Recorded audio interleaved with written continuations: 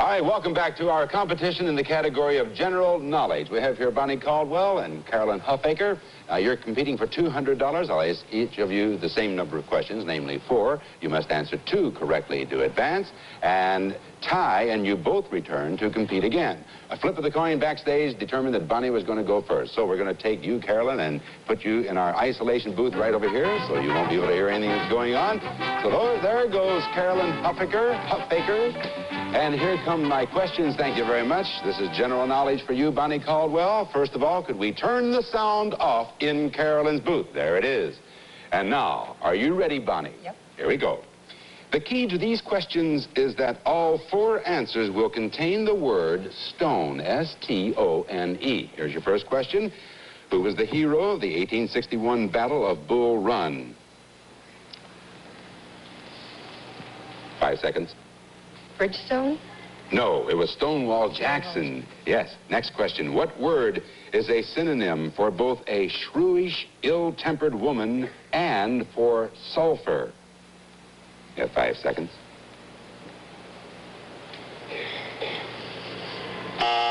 Brimstone. You have 2 left. What is the name given this slab, discovered in 1799, that provided the key to hieroglyphic writing? Rosetta Stone. That's it, the Rosetta Stone. 1 out of 3 so far. Here's your 4th and final question. Who was the statesman who was the dominant personality of the British Liberal Party in the late 1800s? 5 seconds.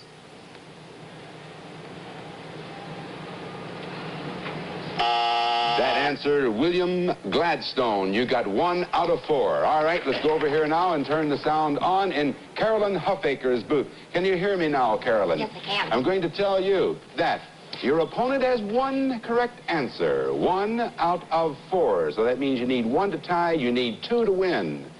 All right?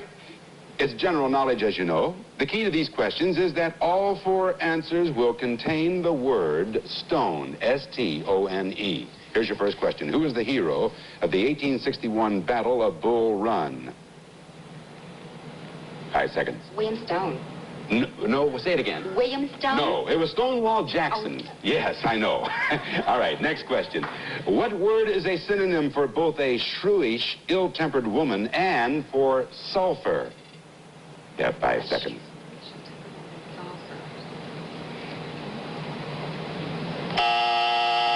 Brimstone. Oh. Yes, I know. It's... All right. Here's your 3rd question. What is the name given this slab discovered in 1799 that provided the key to hieroglyphic writing? 5 seconds.